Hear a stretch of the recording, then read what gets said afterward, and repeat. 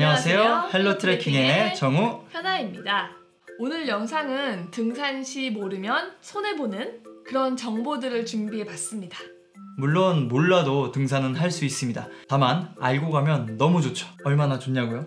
지금 바로 알려드리겠습니다. 첫 번째 팁은 날씨 확인입니다. 등산을 계획할 때 보통 오늘 날씨 정도는 보고 가시잖아요. 근데 어떤 것들을 주로 체크하시나요? 비가 오는지 안 오는지, 기온은 어떤지, 보통 이 정도만 체크하신다면 오늘 준비한 자료를 추가적으로 꼭 확인하시면 좋습니다. 날씨에 대해서는 4가지 이야기를 할 건데요. 고도별 기온 변화, 풍속별 체감 온도, 습도와 기온에 따른 열 지수, 일출 일몰 시간 확인입니다. 첫 번째, 고도별 기온 변화입니다. 우선 등산은 산을 타야 하기 때문에 위로 올라가는 스포츠죠. 그러니 자연스럽게 고도 변화가 따라옵니다. 국제 표준 대기표를 참고해보면 고도 0m에서 기온이 15도라면 고도가 1829m에서는 기온이 3.1도가 됩니다. 기온이 약 12도나 차이가 나죠. 예를 들어서 기온이 영하 1도일 때 고도 1915m 지리산 천왕봉을 오른다면 정상의 기온은 영하 10도에서 13도를 맴돌 수 있습니다. 고도가 150m 정도 상승할 때마다 기온이 1도씩 떨어진다고 기억하면 될 것 같아요. 이 점을 꼭 참고하셔서 등산 시 알맞은 등산복을 챙겨 가시길 바랍니다. 두 번째는 풍속별 체감 온도입니다. 다들 아시겠지만 정상에 가면 바람이 아래보다 강합니다. 특히 소백산의 칼바람은 유명하죠? 네. 저희도 얼마 전에 경험을 했습니다. 기상청에서 제공하는 체감온도 산출표를 확인해보면 기온이 0도일 때 풍속 1.4m/s라면 체감온도는 영하 2도가 됩니다. 하지만 여기서 풍속이 16.7m/s로 강해지면 체감온도는 영하 9도로 1.4m/s에 비해서 7도나 차이가 나게 되죠. 여기서 중요한 사실은 기온이 낮아질수록 풍속별 체감 온도는 더욱 급격하게 떨어진다는 건데요. 극단적인 예로 기온이 영하 15도에서 풍속이 16.7m/s일 때 체감 온도는 영하 30도까지 떨어집니다. 같은 풍속이라도 초기 기온에 따라 체감 온도 변화폭이 훨씬 커지는 거죠. 그래서 늦가을이나 겨울에는 풍속도 같이 확인해서 정상에서 입을 옷을 같이 준비하시는 것이 좋겠죠. 네. 세 번째는 습도와 기온에 따른 열 지수입니다. 여기서 열 지수는 미국 기상청에서 고온 다습한 환경에 대국민 경보를 더욱 효율적으로 제시하기 위해 개발한 지수인데요. 우리나라 기상청에서도 활용 중에 있습니다. 열 지수 산출표와 지수별 기준 범위를 보면서 말씀드리겠습니다. 예를 들어 기온이 35도일 때 습도가 40%일 때와 80%일 때를 비교해 보겠습니다. 습도가 40%일 때는 열 지수가 37.2포인트로 주의 단계로 구분이 됩니다. 주의 단계는 열사병, 열경련, 열피폐의 가능성이 있다고 합니다. 하지만 습도가 80%일 때는 열 지수가 56.5포인트로 매우 위험 단계로 구분이 됩니다. 매우 위험 단계는 열사, 일사병 위험이 매우 높은 상태로 나와 있습니다. 습도가 많은 날에는 땀이 쉽게 나고 숨이 금방 차는 걸 느끼지 않으시나요? 이렇듯 습도는 등산 시 상당히 중요한 부분이라 습도 영향이 많은 6월 말부터 8월까지는 습도도 꼭 확인하셔서 안전한 산행 계획을 만드시면 좋겠습니다. 마지막 네 번째로 일출 일몰 시간을 확인하셔야 합니다. 특히 여름보다 해가 짧아지는 겨울에는 산행 시간을 고려해서 입산 시간을 정하고 혹시 산행 시간이 지연될 수 있다 생각하시면 헤드랜턴이나 행동식을 조금 더 챙겨가는 것을 권장드립니다. 물론 무리한 산행 계획을 하지 않는 게 가장 좋겠죠. 네. 일출 일몰 시간 확인은 포털 사이트에서 검색하면 확인할 수 있습니다. 저희는 이 모든 정보를 기상청 어플과 구글 날씨 어플을 통해 확인합니다. 기상청 어플은 산악 날씨를 확인할 수 있는 페이지가 따로 존재하고 있기 때문에 원하는 산을 선택해서 정보 확인을 할 수 있는 편의성이 있습니다. 구글 날씨 어플은 원하는 위치를 검색해야 하는 번거로움이 있지만 일출 일몰 시간을 함께 제공하는 편의성이 있습니다. 네. 참고로 저희는 등산 계획 시 이 두 가지 전부 확인을 하는 편이라 여러분도 기호에 맞게 사용을 하시면 될 것 같습니다. 네, 맞습니다. 두 번째 팁은 등산 시 먹는 행동식입니다. 우리 몸에서 에너지를 만들어내는 시스템은 크게 세 가지가 있습니다. 그중 ATP-PC 시스템은 등산 시 보충이 힘들기 때문에 제외하고 나머지 젖산 시스템과 유산소 시스템에 대해 이야기를 해보겠습니다. 우선 이 두 가지 시스템의 공통점은 탄수화물을 사용한다는 점입니다. 그럼 탄수화물이 뭐가 있을까요? 밥, 빵, 그리고 뭐 고구마, 감자 같은 거를 들 수 있을 것 같아요. 맞아요. 전부 탄수화물이죠. 하지만 운동 중에는 어떤 탄수화물을 먹느냐도 정말 중요합니다. 탄수화물에는 GI 수치라고 해서 혈당 지수가 존재하는데요. 이 수치가 높을수록 혈당을 빠르게 올려줍니다. 일반적으로 혈당이 빨리 올라가는 음식은 좋지 않지만 운동 중에는 도움이 됩니다. 등산 시 근육에 피로감이 느껴질 정도의 활동을 하게 되면 혈액에 있는 글루코스를 먼저 사용하고 부족하면 근육이나 간에 있는 글리코겐을 분해해서 사용하게 됩니다.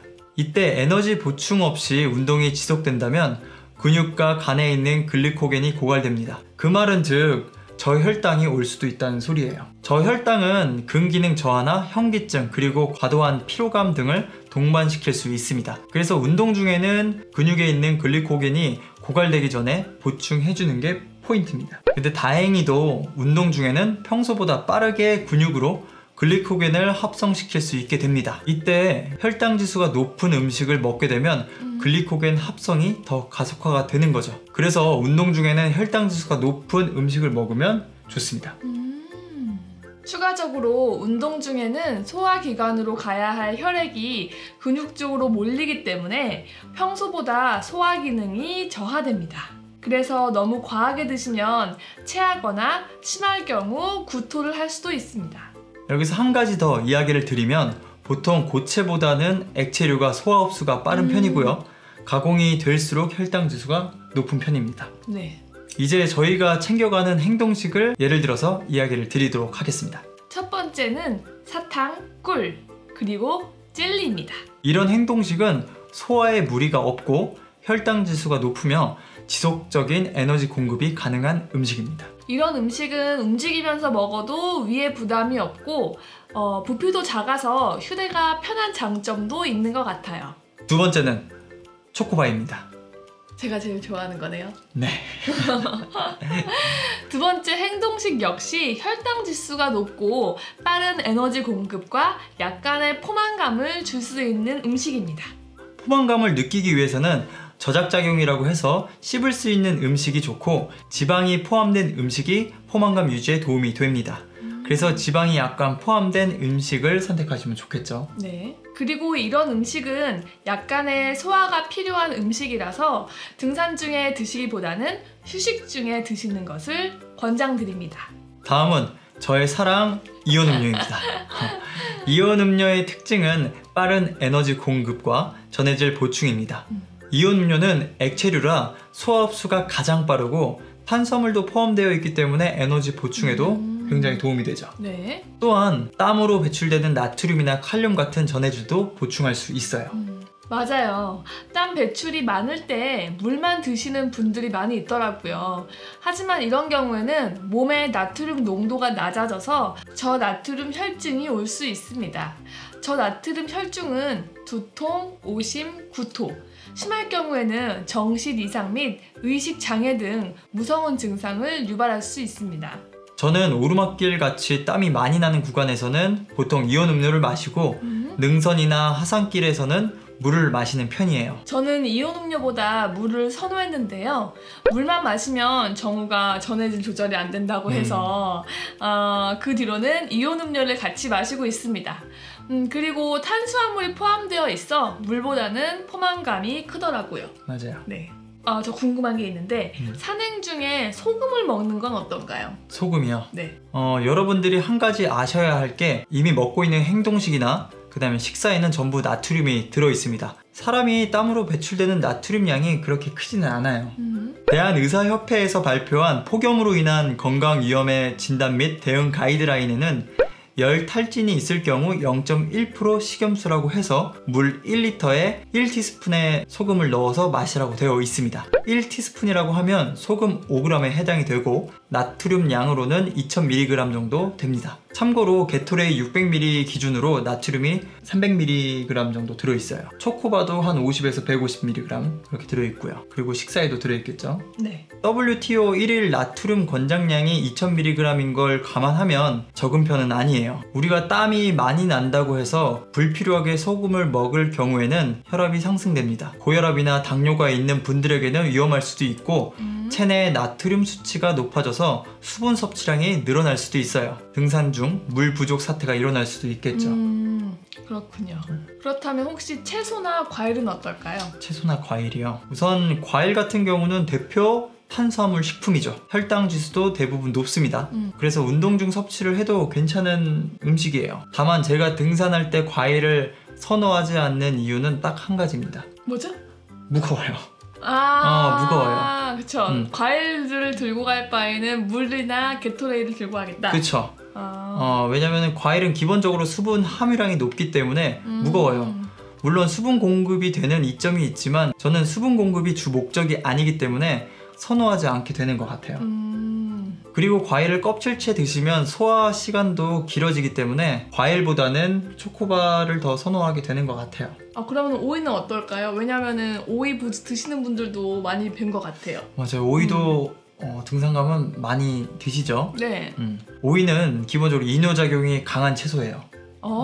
근데 저는 개인적으로 이뇨작용이 등산 시 되게 무섭습니다. 무섭죠. 저도 무서워요. 네. 그래서 오이를 좀 기피하는 것도 있고 그리고 영양소가 없습니다. 그래서 오이보다는 저는 이온 음료를 좀 더 챙기는 편이에요. 근데 어디까지나 개인의 취향이기 때문에 참고를 하셔가지고 가지고 그렇죠. 가시면 될 것 같아요. 네, 맞습니다.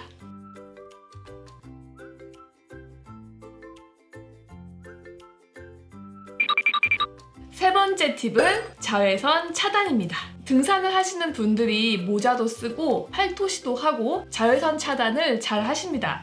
하지만 취약 지점이 있죠? 있습니다. 바로 목 뒤쪽하고 손등 그리고 눈입니다. 산에 올라가면 자외선이 상당히 세집니다. 아무 생각 없이 다녀오시면 손등하고 목 뒤가 그냥 익어버리죠. 저희 많이 경험했죠. 맞아요. 그래서 목 뒤에는 등산 전 선스틱이나 선크림 등을 발라주시고 장갑이 있으면 장갑을 끼면 좋습니다. 혹시 장갑이 없으면 선크림을 손등에도 발라주시는 게 좋을 것 같아요. 여성분들 중에는 이제 머리카락이 있으니 괜찮아 라고 생각할 수 있겠지만 막상 등산을 하면 더워서 머리를 묶을 일이 생깁니다. 그러면 자연스럽게 목이 노출이 되겠죠. 그러니 목 뒤에도 선크림을 발라주시는 것이 중요합니다. 아니시면 손수건을 챙겨서 목 뒤를 가리시는 것도 좋은 방법일 것 같아요. 꿀팁인데요? 네. 그리고 정상에 가면 자외선이 상당히 강해지기 때문에 선글라스 하나 챙기셔가지고 눈 건강을 지키시면 좋겠죠. 네 번째 팁은 등산화 끈 묶기입니다. 처음 등산을 하면 이상하게 등산화 끈이 잘 풀리는데요. 등산화를 일반 운동화처럼 끈을 묶으면 쉽게 풀릴 수 있습니다. 맞아요. 그래서 제가 등산화 끈 간단하게 묶는 법을 알려드리도록 하겠습니다. 어디서 알려주시죠? 밖으로 가시죠. 우선 첫 번째로 등산화를 묶을 때 이 중간 부분은 발이 앞으로 쏠리는 것을 방지해 줄 수 있기 때문에 조금은 단단하게 묶어주시면 좋습니다. 그래서 이쪽은 조금 강하게 잡아주시고요. 나머지는 적당한 강도로 해서 묶어주시면 되세요. 이렇게 묶어주시고 등산끈을 묶은 다음에 나중에 끈 정리를 하기 위해서 약간은 외측 부분에다가 리본을 만들 거예요. 그래서 외측 부분에다가 매듭을 2번 돌려가지고 묶어줄 거예요. 그래서 강하게 묶어주시고 그 다음에 고리를 2개 만들어서 이것도 2번을 꼬아줍니다. 그래서 그 상태에서 강하게 묶어주세요. 강하게 묶어주고 이거를 신발끈 외측으로 넣어주시면은 끈 정리까지 마무리가 됩니다. 이렇게 되면은 끈을 밟아서 넘어질 위험도 없고요. 끈이 풀리지가 않습니다. 마지막 5번째 팁은 등산 스틱 사용법입니다. 등산을 할 때 등산 스틱이 꼭 필요할까요? 라는 질문을 좀 많이 들어요. 제 생각에는 없어도 가능은 합니다. 하지만 있으면 등산 시 하체나 허리로 집중되는 무게를 스틱으로 분산을 시켜 산행 시 체력 안배에 도움이 됩니다. 또한 하산길에는 무릎과 허리에 가해지는 충격도 완화해주죠. 어쩌면 스틱은 필수라기보다는 개인 선호에 따른 선택이 될 것 같은데요. 저는 등산 스틱을 챙겨가시길 추천드립니다. 그럼 등산 스틱 사용하는 법에 대해서 알려주시죠. 이것도 밖으로 가시나요? 가시죠. 우선 첫 번째로는 스틱을 쥐는 법에 대해서 알려드리려고 해요. 간혹 가다가 스틱을 위에서 아래로 짚는 분들이 계세요. 근데 이렇게 될 경우에는 손이 자유롭지 못해서 지형지물을 잡기도 어렵고 혹시라도 넘어졌을 경우에 부상의 위험이 굉장히 큽니다. 그래서 올바른 스틱 방법은 스틱을 아래에서 위로 올리신 다음에 그다음에 스트랩을 엄지와 검지 사이에 놓고 잡으셔야 합니다. 그렇게 하셔야 손이 좀 더 자유롭고 지형지물을 바로 잡으실 수 있고요. 혹시라도 넘어졌을 때 부상 위험을 최소화할 수 있습니다. 두 번째는 스틱 길이 조절입니다. 스틱은 길이 조절이 가능해서 높낮이를 조절할 수 있는데요. 평지 기준으로는 팔이 90도가 됐을 때의 길이로 조절하시면 되고요. 등산을 하실 때는 오르막도 있고 내리막도 있기 때문에 90도 정도로 맞춰놓고 사용하시는 게 보편적이시고요. 내리막을 가실 때는 지금 길이보다 길게 하셔서 사용하시면 됩니다. 세 번째는 스트랩 사용법입니다. 간혹 가다가 스틱을 너무 꽉 쥐고 등산하시는 분들이 있는데요. 그렇게 되면은 손목이나 팔뚝에 힘이 많이 가서 에너지를 불필요하게 사용합니다. 하지만 스트랩을 이용한다면 조금 더 에너지를 아끼면서 등산을 할 수 있는데요. 그 방법은 손목 스냅을 이용해서 스틱을 가볍게 앞으로 던져주시고 스트랩을 누르면서 앞으로 밀고 나가시면 됩니다. 이렇게 하시면 불필요한 에너지 소모를 줄일 수 있습니다. 오늘은 이렇게 등산 시 필요한 5가지 팁에 대해서 알려드렸는데요. 사실 저희가 말한 5가지만큼이나 중요한 것이 한 가지 더 있는데요. 그건 바로 스트레칭입니다. 오늘은 시간 관계상 설명이 어려울 것 같고요. 스트레칭 관련 영상은 다음 기회에 만들어 보도록 하겠습니다. 오늘 영상이 도움이 되셨다면 구독과 좋아요 부탁드리고요. 다음 영상에서 뵙겠습니다. 시청해주셔서 시청해주셔서 감사합니다.